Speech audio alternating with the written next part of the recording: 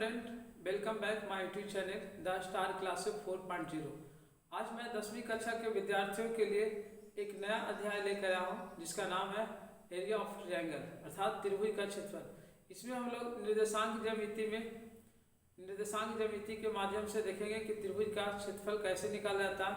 इसमें एक फार्मूला देखेंगे और साथ ही साथ त्रिभुज के क्षेत्रफल निकालने के लिए एक शॉर्टकट ट्रिक बताएंगे जिससे आपको ऑब्जेक्टिव क्वेश्चन सोल्व करने में मुश्किल से 10 या 20 सेकंड लगेगा। तो आप लोग मेरे साथ बने रहिए। एरिया ऑफ ट्रायंगल, अगर त्रिभुज के तीन शीर्ष x1, y1, x2, y2 और x3, y3 ये त्रिभुज का तीन शीर्ष दिया रहे तो आप इस त्रिभुज का क्षेत्रफल कैसे निकालेंगे। तो सबसे पहले तो आपको एक लॉन्ग तरीका से एक फार्मूला बताएंगे और उस पर उदाहरण बताएंगे और एक फिर ऑब्जेक्टिव के लिए एकदम इजी तरीका शॉर्टकट वे बताएंगे जिससे आप मुश्किल से 10 से 20 सेकंड में त्रिभुज का क्षेत्रफल निकाल सकते हैं। तो इसका फार्मूला एरिया ऑफ ट्रायंगल बराबर होता है 1/2 और ये फार्मूला अगर आपको याद नहीं है, जैसे ये वाला x1 y2 minus y3 plus x2 into y3 minus y1 plus x3 into y1 minus y2, ये फार्मूला अगर आपको याद नहीं है तो आपको ये कैसे याद रखना है, ऐसे रट्टा नहीं मारना, बस केवल समझना है। थोड़ा सा ध्यान दीजिए इसको कैसे हम लोग लिखते हैं।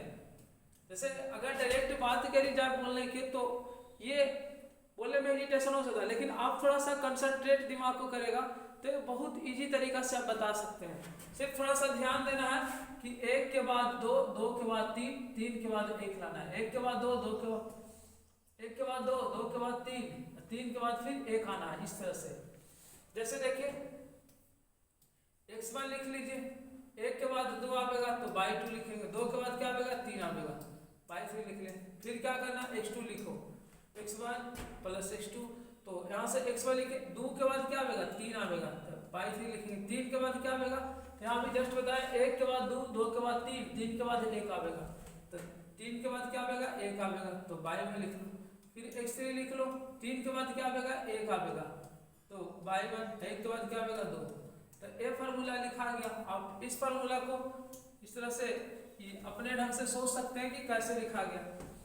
एक के बाद दो, दो के बाद तीन, तीन के बाद एक, एक के बाद दो, दो के बाद तीन, तीन के बाद एक चल रहा है। एक बार फिर से देख लीजिए, जैसे x1 लिखे, एक के बाद दो लिखेंगे तो y2, दो के बाद तीन लिखेंगे y3, फिर x3 x2 लिखेंगे, दो के बाद क्या आवेगा, तीन आवेगा, तो y3, तीन के बाद क्या आवेगा, एक, तो y1, फिर x3 लिख लो, तीन के बाद क्या आवेगा, एक आवेगा, एक के बाद क्या, दो, और इस ढंग से 1/2 लगा लीजिए मॉड में, वही त्रिभुज का क्षेत्रफल निकल गया।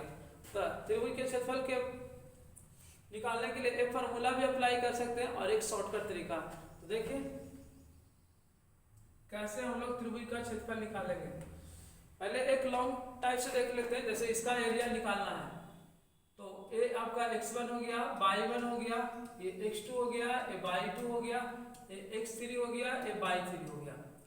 और एरिया ऑफ ट्रायंगल यानी कि त्रिभुज का क्षेत्रफल क्या होता है, तो 1/2 मॉड x1, एक के बाद दो लिखना है, दो के बाद क्या लिखना है, तीन, फिर x2 लिख लो, दो के बाद क्या लिखना है, तीन, तीन के बाद एक लिखना है, फिर x3 लिख लिए, तीन के बाद एक और एक के बाद दो, यानी ये ध्यान देना, एक दो तीन, एक के बाद दो लिखना है, दो के बाद तीन लिखना है और तीन के बाद एक लिखना है, फिर एक के बाद दो, इस तरह से। जैसे देखिए एक दो तीन है, फिर दो है तो दो के बाद क्या होगा, तीन है, तीन के बाद क्या होगा, एक, फिर आप तीन लिखे तो तीन के बाद क्या होगा, एक, एक के बाद दो।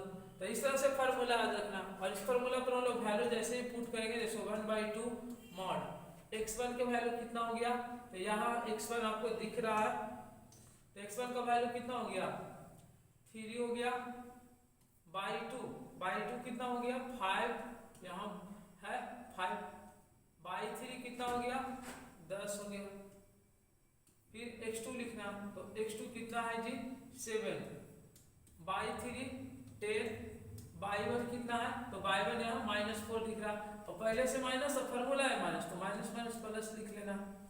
x3, तो x3 कितना है, तो यहाँ से देखिए -1 है, तो यहाँ -1 लिख लेंगे।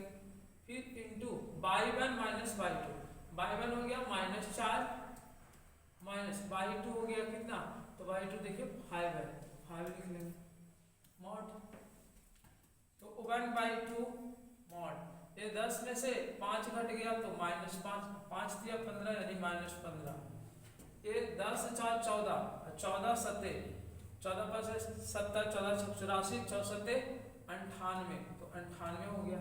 और यहाँ कितना हो गया -1 और 5 4 9, -9 और -1 यानी माइनस माइनस क्या हो जाएगा +9, तो 1/2 यहाँ हम लोग सोल्व करेंगे तो कितना हो जाएगा, इसको सोल्व करके आ जाएगा आपका 98, यहाँ 98 अनु कितना हो गया 107, 107 में से 15 घटा दिए तो क्या हो जाएगा 92, यहाँ से कट करेंगे तो कितना हो जाएगा 46 गुना 92, 45 गुना 90, 40 गुना 92, तो यही हो गया 46 वर्ग इकाई, या इसको लोग स्क्वायर यूनिट अंग्रेजी में भी लिख सकते हैं, तो इस तरह से शॉर्टकट में लिख सकते हैं स्क्वायर यूनिट, 46 स्क्वायर यूनिट। तो ये हो गया आपका लॉन्ग तरीका। इस फार्मूला से भी आप त्रिभुज का क्षेत्रफल आप निकाल सकते हैं, लेकिन अगर ये 2 नंबर के एग्जाम में आता है क्लास 10th में तो आप ऐसे बना सकते हैं, लेकिन आपका ऑब्जेक्टिव में दिया रहे तो ऑब्जेक्टिव में क्या होता है कि जितना जल्दी सोल्व करिए, उसमें तो कैसे सोल्व किए उससे कोई मतलब नहीं है, तो आपको एक नया तरीका बता रहे हैं सोल्व करने का ऑब्जेक्टिव को, यानी कि सोल्व करने के लिए। जैसे देखिए एक क्वेश्चन दिख रहा होगा, ऐसे तो ये जो ट्रिक निकल रहा है वो भाई डिटर्मिनेंट वाला मेथड से निकला है, लेकिन आप ऑब्जेक्टिव क्वेश्चन में इसको अप्लाई कर सकते हैं। तो क्या करना होता है कि ये 3 को जो शीर्ष दिया गया है किसी एक शीर्ष को 0 करना होता है। जैसे मान ले जाए कि हम इसको 0 करना चाहते हैं, तो इसमें x वाला में -5 को घटाना पड़ेगा और y वाला में भी -2 को घटाना पड़ेगा, तो ये -5 और 5 क्या हो जाएगा 0, 2 और -2 0 हो जाएगा, तो ये 0 0 होगा। तो ई वाला प्रोसीजर हमें सब में करना है। जैसे इसमें 4 में से -5 घटेगा तो कितना हो जाएगा -1, और 7 में से 2 घटेगा तो कितना हो जाएगा 5 हो जाएगा, और यही वाला प्रोसीजर इसमें भी करना, तो 7 में से 5 घटेगा 2 हो जाएगा, और 2 में 4 और -2 क्या हो जाएगा -6, यानी क्या किए इसमें -5 जोड़े और इसमें -2 जोड़े, इसमें भी -5 जोड़े और इसमें भी -2 जोड़े, तो हुआ क्या कि 5 4 प्लस में -5 तो 1 हो जाएगा, 7 में से 2 घट गया 5 हो गया, 7 में से 5 घट गया 2 हो गया, -4 और -2 माइनस हो गया। बस यही क्या करना, 1 को 0 कर देना किसी एक शीर्ष को, और उसके बाद क्या करेंगे, तो ये तो 0 हो गया ना, इसको से कोई मतलब नहीं रखे। अब यहाँ करना है दूर वाला को दूर से गुना और भीड़ वाला को भीड़ से गुना करके, दूर वाला को दूर से और भीड़ वाला को भीड़ से करना गुना, इस तरह से। तो -1 और -6 क्या हो गया, -1 और -6 +6 हो जाएगा, बीच में माइनस डालेंगे, यहाँ से 5 दूना 10, 5 दूना 10 और अपॉन 2 डालना है, और इसका मॉड, क्या कि क्षेत्रफल हमेशा क्या होगा धनात्मक, कोई भी छोटा सा भी छोटा एरिया है तो उसका भी कुछ एरिया आएगा, ना कि जी यानी कि 0 आएगा, ना तो यानी कि क्या होगा 0 से कम आएगा, मतलब जो भी कुछ होगा वह धनात्मक वैल्यू आएगा। तो 10 में से क्या हो गया, 6 में से 10 घटा -4/2 मॉड लगा हुआ है, ये 2 दूना 4 2 हो गया, तो -2, और ये मॉड है जो ऐसा कारागार है जिसे में अगर कोई इंसान या शैतान कोई भी जाए तो बाहर निकलता है तो इंसान बन के निकलता है। तो ये माइनस है, इसको लोग हटा देंगे तो ये 2 हो जाएगा और स्क्वायर यूनिट लगा देंगे, तो इसका एरिया कितना हो गया 2 यूनिट, 2 स्क्वायर यूनिट या 2 वर्ग इकाई। आप दूसरा तरीका से भी चेक कर सकते हैं, तो आपका इतना ही आएगा। जैसे एक अनदर क्वेश्चन और देख लेते हैं, जिससे आपको समझने में कोनो दिक्कत ना हो। किसी एक को हम लोग जीरो कर लेते हैं, किसी एक शीर्ष को जीरो करना होता है। तो कोई एक शीर्ष को जीरो, जैसे मान लेते हैं -5 है तो इसमें +5 जोड़ेंगे, कि -1 है तो +1 जोड़ेंगे, तो प्लस और माइनस क्या हो जाएगा, जीरो हो जाएगा। ये भी जीरो, तो ये वाला हो गया 0 0, ये शीर्ष, कोई एक शीर्ष को जीरो कर लेना। तो यही वाला प्रोसीजर इसमें भी तो करना है, तो इसमें भी +5 जोड़ना है और +1 जोड़ना है। इसमें भी क्या करना है, +5 जोड़ना है और कितना, +1 जोड़ना है। तो क्या होगा, 5 और 3 8, 5 में से 1 घट गया -4। दूसरा क्या होगा, 5 जोड़े 5 10, इधर 2 1 3 हो गया।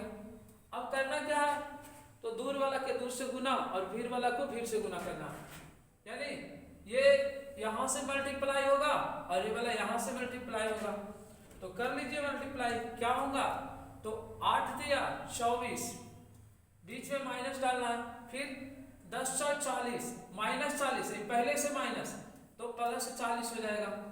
अब बेटा दूर रखेंगे तो क्या हो गया, 40 और 20, 40 और 24 हो गया 64, और 64 और बेटा 2 यानी हो गया 32। इसमें भी मॉड लगा सकते हैं, लेकिन प्लस आ रहा है तो कोई दिक्कत नहीं है।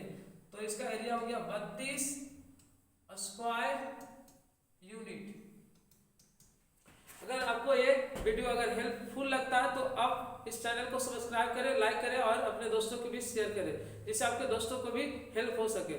Thank you so much watching this video. मिलते हैं इसी तरह के नए धमाकेदार वीडियो के साथ।